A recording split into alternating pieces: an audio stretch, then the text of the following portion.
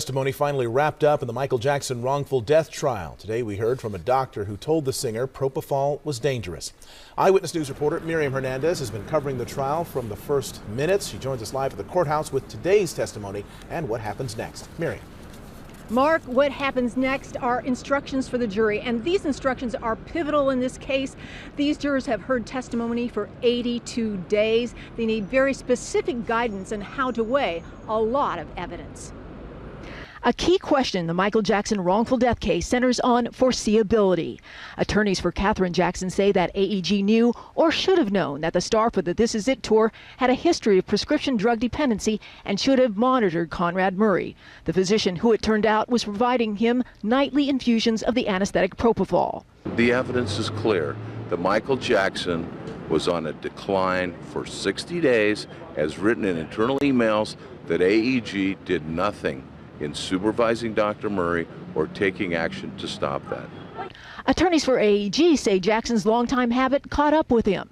Michael Jackson was a grown man who kept all of his addictions, including his biggest addiction to propofol, secret, and therefore I think one has to look to personal responsibility here.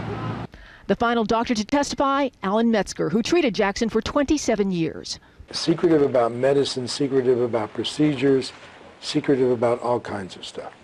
The doctor says that during the History Tour in 1997, he knew about Jackson's problems with insomnia, and so did his close aides.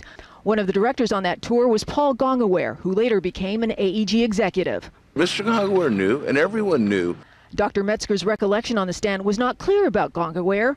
The AEG defense says either way, there was no sign to predict Jackson's later pursuit of propofol as a sleep aid. If they did happen, if in 2 tours ago, 20 years before this one, he was told that Michael Jackson had problems sleeping. I don't think that says anything but that Michael Jackson had problems sleeping. Opposing attorneys are similarly polarized on the relevance of Dr. Murray's independent contractor agreement drawn up by AEG. The Jackson attorneys say through it, AEG pressured Murray to provide the propofol. They are right. It is about responsibility. They just don't want to accept any. The defense says the tour promoters only facilitated what Jackson wanted. AEG Live never hired Dr. Conrad Murray. The jury returns for instructions on Monday morning. Then Tuesday and Wednesday are reserved for closing arguments as well as part of Thursday. It is hoped that by Thursday afternoon, the jury will begin deliberations. Reporting live from downtown Los Angeles, Miriam Hernandez, ABC 7 Eyewitness News. Miriam, thank you very much.